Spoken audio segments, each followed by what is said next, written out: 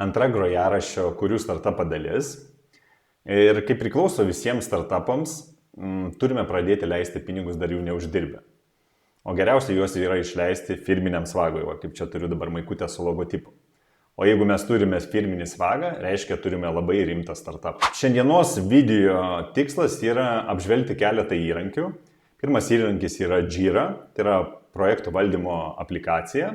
Ir antras įrankis bus Lucid App, kuris yra skirtas brainstorminimui, bent jau mano atveju jis pasirodė gan patogus tam, kad susidėlioti vienoje vietoje įvairias idėjas, screenshotus, kažkokias pasirašyti pastabas, susirašyti ir susivesti įvairius ryšius tarp tų pastabų ir idėjų ir panašiai. Tai šitą programą apžvelgsime antroje dalyje, o dabar galime pradėti nuo Jiros. Planas parodyti visiškai paprastą konfigūravimą, kuris leis tiesiog patogiai susidėlioti visas būsimas užduotis. Ne tik programavimo, bet pradžioje bus labiau užduotis skirtos atlikti tam tikras analizės, kažkokias pasižiūrėti verslo logiką ir panašiai.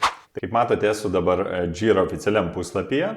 Čia galite pasiskaityti, kas tai yra Jira, kam naudojama. Tai yra pilnai aprašyta, sakykime, pagrindiniai naudojimo principai, kam tai reikia, kaip naudoti ir panašiai. Galite čia pasirinkti kažkokį būdą, kuriuo norite užsiregistruoti. Jeigu pirmą kartą iš vis dabar jungsitės prie Jiros ir nesat niekada naudoję, tai pasirinkit kaip jums patogu. Aš, aišku, dabar perėsiu į langą, kur esu jau prisijungęs, bet prisijungus, sakykime, su kažkuriuo iš tų variantų, greičiausiai ten bus vienas ar du stepai papildomi, kur reikės kažką pažymėti ar įrašyti, vien tam, kad pilnai užsiregistruoti šioje svetainėje.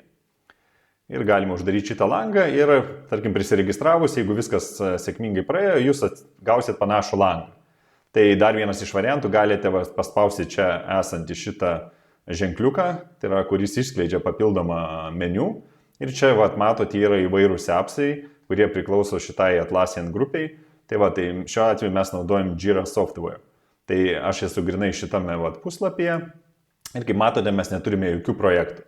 Tai pradėsim viską nuo to, kad susikursiu pilnai naują projektą, susidėsim pavadinimus, keletą atliksim konfigūracijų, kad būtų patogu naudoti. Tai spaudžiam Create Project. Dabar čia galima pasirinkti, kokio tipo tai bus projektas. Aš pasirinksiu čia kairėje pusėje esantį Software Development. Na ir mano atveju tai bus Kanban boardas, tai yra Kanban lenta, kurioje patogu man, sakykime, dėliotis užduotis ir keisti jų statusą. Ar tai reikalinga padaryti užduotis to do, ar tai yra in progress, tai yra šiuo metu atliekama užduotis ir taip toliau. Tai spaudžiam Kanban, čia šiek tiek rašo informacijos, pasirenkam Use Template ir tada galima rinktis projekto tipą. Tai yra du variantai. Pirmas, kad tai yra Team Managed Project ir čia Company Managed Project. Tai šiuo atveju aš rinkčiausi pirmą opciją, kad tai yra komandos valdomas projektas. Dabar galim pasirašyti pavadinimą, galim rašyti pilną pavadinimą arba sutrumpintą. Tai galiu pasirašyti sutrumpintą šiuo atveju BCL, tai yra Big City Lovers. Kaip matome, čia keyus, tai yra kuris bus pridėtas prie įvairių užduočių numerių, irgi bus tas pats BCL. Ir galima palikti kaip yra dabar. Ir spaudžiam Next. Šiek tiek užtruks keletą sekundžių, kol sukonfigūruos. Taip, dabar kas dar papildomai yra patogu naudojant Jira, kad mes galime pasijungti Bitbucket, ar tai savo kodo repozitoriją. Tų repozitorijų gali būti ir daugiau, bet šiuo atveju, tarkim, mums siūlo pasijungti repozitoriją. Aš kol kas nesu pasikūręs dar repozitorijos, tą atliksime sekančios video. Tai dabar aš kol kas šitą žingsnį praleidžiu, mes tą galime atlikti bet kada vėliau, spaudžiam Continue. Ir kaip pamatysi, dabar turim tokį pagrindinį vaizdą. Tai dabar pagrindinis vaizdas reiškia, mes turime tokią lentelę, galim sakyti lentelę, yra to do, in progress ir done. Tai mes šiek tiek dar pasikonfigūruosim šitus dalykus, matom, yra timeline'as, čia goals ir taip toliau, įvairūs papildomi, sakykime, projekto valdymo punktai. Tai aš nueisiu tiesiai iš karto į Project Settings ir šiek tiek pakonfigūruosiu šitus dalykus, nes mano atveju aš kol kas daugeliu tų dalykų nenaudosiu, kaip ir sakiau, kadangi vienas pradžioje dirbsiu, tai aš išjungsiu timeline'ą, kol kas tikrai nedėsiu visko į timeline'ą, man reikės backlogo, iš jo mes vėliau galime tiesiog imtis užduotis pagal mūsų prioritetą ir dėtis į mūsų boardą, ką mes planuojam artimiausiu metu atlikti. Tai tai įsijungiam, kad naudosim backlogą, boardas jau pas mumis įjungtas. Taip, čia goals ir panašiai, tai šiuo atveju aš kol kas tų nedėsiu dalykų, kaip ir sakiau, tada darysiu kuo paprastesnį variantą. Šitą dėl viso ko įsijungs Issue Navigatorių. Ir dabar žiūriu, kad mes daugiau greičiausiai nieko ir nebedarysim. Taip, gerai užteks, tiek kiek pasikonfiguravom. Galime grįžti čia spaudžiant Back to Project. Matome, mes turime dabar paspaudus ant backlogo visiškai tuščią backlogą. Tai dabar kas yra backlogas? Backlogas, kaip ir minėjau, bus tokia kaip mūsų užduočių saugykla. Nežinau, čia tai paprastai žodžiais tariant, nes ne visi galbūt naudoja. Asmeniškai ir pats aš ne visose projektuose, prie kurių tenka dirbti, susiduriu su Jira, nes yra projektų, kad ir didelių, bet jie turi savo specifinius įrankius, ne vis laik pačius moderniausius. Kartais jie turi tiesiog įprotį naudoti tam tikrus labai, netgi sakyčiau, gal low level produktus, tokius kaip Excel ir panašiai, kai kuriems projektų valdymams. Tai va, tai Jira vėlgi, vieni naudoja labai dažnai, o kai kurie projektai net ir dideli kartais naudoja visiškai tokius paprastus įrankius, kurie nėra labai patogus. Pasitikrinkime, ar pas mumis yra įjungti epikai. Čia, kiek pamenu, prie View Settings, taip, epikai yra įjungti, galim naudoti epikus, galim čia įjungti Epic Panel. Tai reiškia, kad mes galėsime matyti epikus.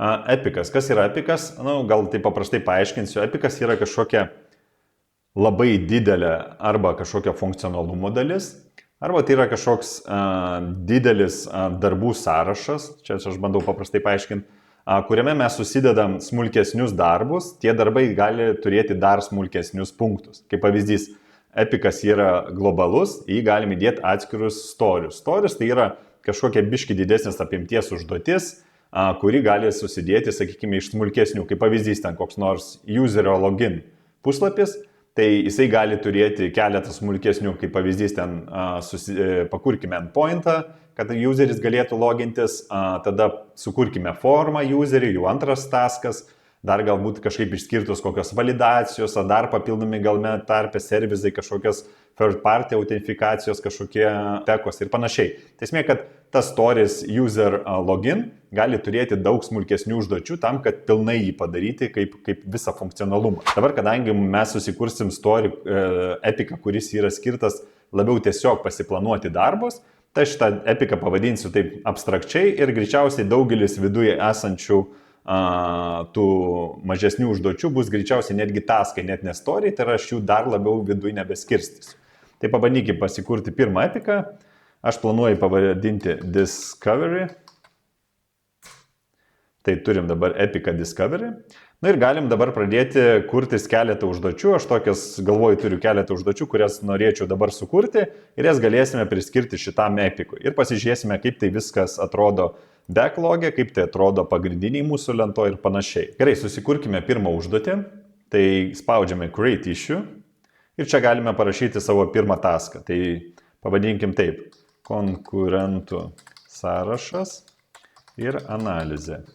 Reiškia, prieš pradedant darbus būtų gerai susižiūrėti visus konkurentus, panalizuoti jų puslapius, jų funkcionalumą, tam, kad kuriant pirminį MVP mes galėtume susižiūrėti bent jau svarbiausius punktus, kurių mums reikia toj pradiniai versijai. Ir aišku, geriausia tą pasidaryti žiūrint ir į konkurentus svetainės. Ir konkurentų svetainės, kadangi bus iš įvairių šalių, tai gali tas funkcionalumas, kuris galbūt yra specifinis kažkokiai rinkai, jis gali galbūt šiek tiek skirtis. Nors bendrai manau, kad vis tiek tas tų skelbimų puslapių, nekilnojamo turto skelbimų puslapių funkcionalumas išlieka labai panašus, labiau skiriasi ten vidiniai niuansai, kaip tie skelbimai yra apdorojami, iš kur jie paimi ir taip toliau. Tai va, tai turim pirmą punktą. Dabar tą punktą galime, sakykime, čia va sukūrėm tą issue, spaudžiam OK, Enter, matome, jisai pateko į bordą. Tai dabar yra vienas variantas. Jeigu jisai patenka šitas taskas į bordą, mes iškart matysime čia bordą. Štai matote, mes jau prie to-do matome. Sugrįžtame į backlogą ir matome, kad jeigu mes šitą savo užduotį dėsime į backlogą, tai yra mes ją išimam iš bordo, mes tos užduoties jau nebematom borde. Nes backlogas tai yra, kaip ir minėjau, tarsi užduočių saugykla, tai yra užduočių, kurias mes planuojame dar tik padaryti, bet šiuo metu dar nėra prasmės susidėti visko į bordą. Ir dabar galime pasižiūrėti, kaip šitą užduotį mes galime priskirti prie šito epiko. Tai vienas iš paprasčiausių variantų tiesiog drag and drop. Nutempiam, įmetam ir matome atsirado čia toksai kaip labelas, kad tai yra Discovery Epicas. Tai reiškia, tokiu būdu mes netgi galime, pavyzdžiui, čia užėję filtruotis užduotis pagal epikus. Sakykime, daugiau ten developerių dirba, gal netgi vienu metu yra kažkokie 2 epikai, aiškus, tai yra pakankamai didelės apimties jau darbai, bet įsivaizduokim, tarkim, arba norime persižiūrėti darbus, kurie yra suskirstyti pagal epikus. Tai šiuo atveju mes galime paspausti issues without epic, matome, mes nebeturim iš vis jokių užduočių ir jeigu spaudžiam discovery, matome, kad mes turime būtent užduotį, kuri yra priskirta discovery ir yra tiesiog įdėta į backlogą. Tai va, tai šitą dedu į bordą, nes šita užduotis bus pati, gal ne pirmiausia, bet greičiausiai tarp vienų pirmiausių užduočių, bent jau ateinančioms serijoms, tai yra pasižiūrėti konkurentus ir juos panalizuoti. Taip, sekanti užduotis būtų, tai susisteminti visą funkcionalumą, kurio man reikės pirminiam MVP. Kaip ir minėjau prieš tai, kad aš naudosiu Lucid App, tai yra aplikacija, kuri padės ten susirašyti visą funkcionalumą, visas idėjas, kurių dėl to, ko reikės pirminiam MVP. Tai galime čia susikurti dar vieną issue. Pasirašiau susisteminti pagrindinės funkcijas reikalingas pirminiam MVP. Kadangi tai aš darau tai vienas ir turiu visišką laisvę, tai nereiškia, kad aš dabar turiu daryti taip, kaip paprašė ten, sakykime, business, kažkokius reikalavimus tenai ir panašiai. Tai yra, mes turim visiškai dabar galimybę interpretuoti ir daryti visiškai savus eksperimentus. Tai aš tarp vieno pirmųjų darbų planuoju pasidaryti puslapio URL struktūrą. Tai yra, noriu pasižiūrėti, kaip aš struktūruosiu miestus, galbūt šalis ir taip pat kaip atrodys struktūra visų objektų ar ten kažkokių vidinių puslapių. Kodėl aš tą noriu padaryti? Aš noriu, kad kai darysiu pačią pirminę versiją, kuri greičiausiai turės kokį nors ten coming soon landing page, kuriame ten susivesit e-mailą ir lauksit naujienų, kada mes startuosim arba niekada nestartuosim, tai noriu padaryti, kad tuo pačiu pradėtų būti indeksuojami tie puslapiai, kurie bus statiniai. Tai yra mano tikslas, kad statiniai puslapiai, kurie bus kešuojami, kad jie jau nuo pradžių, kol dar neturime normalaus, sakykime, viso funkcionalumo ir kažkokio didelio turinio, jie jau iš to landing page'o su coming soon turėtų kažkokias nuorodas ir nuėjus į tas nuorodas, sakykime, koks nors New Yorko miestas, ten būtų kažkokio jau pirminio kontento, jis gali būti apie tai, kad ten bus real estate listings in New York ir kažkas tokio ir kažkokio teksto. Kodėl aš tokią nesąmonę darau, kiti sakys, tai kam čia kuri ir tokią nesąmonę, kad čia kol nėra dar nei funkcionalumo nieko.